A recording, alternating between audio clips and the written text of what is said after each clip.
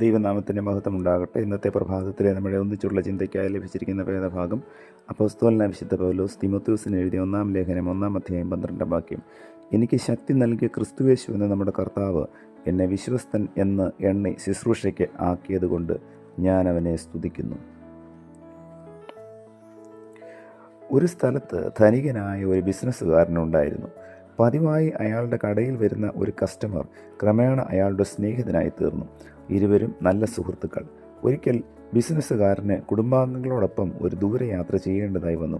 അപ്പോൾ തൻ്റെ ബിസിനസ്സിൻ്റെ ചുമതലയും മറ്റും ആരെ ഏൽപ്പിക്കും എന്ന് ചിന്തിച്ചു. തൻ്റെ സുഹൃത്തിൻ്റെ കാര്യം അദ്ദേഹത്തിന് ഓർമ്മയിൽ വന്നു. എന്നാൽ അദ്ദേഹത്തിൻ്റെ വിശ്വസ്തതയെക്കുറിച്ച് ബിസിനസ്സുകാരന് ഒന്നും അറിയില്ലായിരുന്നു. എങ്കിലും അദ്ദേഹത്തെ വിളിച്ച് കാര്യം പറഞ്ഞ് കടയുടെയും ലോക്കറിൻ്റെയും താക്കോൽ ഏൽപ്പിച്ചു. ഒരാഴ്ച കഴിഞ്ഞ് അദ്ദേഹം മടങ്ങിയെത്തി. തൻ്റെ കൂട്ടുകാരനെ ഭവനത്തിലേക്ക് വിളിച്ചു.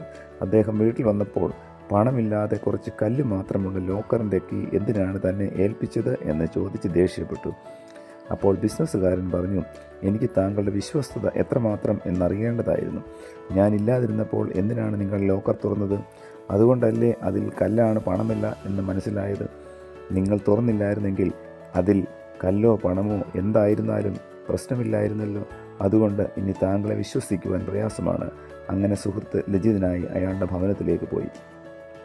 വിശ്വസ്തത ജീവിതത്തെ ധന്യമാക്കുന്ന അതിപ്രധാന ഘടകമാണ്. വിശ്വസ്തതയും വിശ്വാസവും തമ്മിൽ അനൽപമായ ബന്ധമുണ്ട്. ഇവിടെ കച്ചവടക്കാരന് സുഹൃത്തിനെ വിശ്വാസമില്ലായിരുന്നു. അതേ പ്രകാരം സുഹൃത്ത് വിശ്വസ്തനും ആയിരുന്നില്ല. ചിലപ്പോൾ നാം ചിന്തിച്ചേക്കും, ആ കച്ചവടക്കാരൻ ബുദ്ധിപൂർവ്വം പ്രവർത്തിച്ചല്ലോ എന്ന്. ശരി തന്നെ. എന്നാൽ തൻ്റെ സുഹൃത്തിനെ വിശ്വസിച്ച് ചുമതലകൾ ഏൽപ്പിക്കുവാൻ അദ്ദേഹത്തിന് കഴിഞ്ഞില്ല. ഇത് അവർ തമ്മിലുള്ള ബന്ധം ദൃഢതയുള്ളതായിരുന്നില്ല എന്ന് വെളിപ്പെടുത്തുന്നു. ആ ദൃഢത ഇല്ലായ്മ തന്നെയാണ് ഇരുവരിലും വെളിപ്പെട്ടത്. സുഹൃത്തിനെ പൂർണ്ണമായും വിശ്വസിക്കുവാൻ കഴിയുന്ന ഒരവസ്ഥയിൽ മാത്രമേ സുഹൃത്തിൽ നിന്നും വിശ്വസ്തത പ്രതീക്ഷിക്കാവൂ. യഥാർത്ഥ സുഹൃത്ത് ബന്ധം പരീക്ഷണത്തിന് അതീതമാണ്. അതാണ് ആഴമുള്ള സൗഹൃദത്തിൻ്റെ ലക്ഷണം. പലപ്പോഴും നമ്മുടെ സൗഹൃദങ്ങളൊക്കെയും ഈ ബിസിനസ്സുകാരൻ്റെയും സുഹൃത്തിൻ്റെയും സൗഹൃദം പോലെയാണ്. അവിടെ വിശ്വാസവുമില്ല, വിശ്വസ്തതയുമില്ല. സുഹൃത്തുക്കളോട് വിശ്വസ്തരായിരിക്കുന്നവർക്ക് മാത്രമേ ദൈവത്തോടും വിശ്വസ്തരാകുവാൻ കഴിയുകയുള്ളൂ. ദൈവമാണ് ജീവിതത്തിൻ്റെ വിവിധ മേഖലകളിൽ നാം ഓരോരുത്തരെയും നിയമിച്ചിരിക്കുന്നതെന്ന് നാം ഓർക്കേണ്ടതാണ്. ദൈവം നമ്മെ വിശ്വസ്തർ എന്ന് എണ്ണിയാണ് ആ സ്ഥാനങ്ങളിൽ ആക്കിയിരിക്കുന്നത്. ആകയാൽ നാം ദൈവത്തോട് വിശ്വസ്തരായിരിക്കണം. അതേപോലെ മറ്റുള്ളവരോടും. ദൈവത്തെ ആഴമായി വിശ്വസിക്കുന്നവർക്ക് ഒരിക്കലും ദൈവത്തോട് അവിശ്വസ്തരായിരിക്കാൻ കഴിയുകയില്ല. അനേകരും വിശ്വാസികൾ എന്നവകാശപ്പെടുമെങ്കിലും ദൈവത്തോട് വിശ്വസ്തരായിരിക്കാൻ തക്കവിധം ദൈവത്തെ വിശ്വസിക്കുന്നുവോ എന്നത് സ്വയം പരിശോധിക്കേണ്ടതാണ്.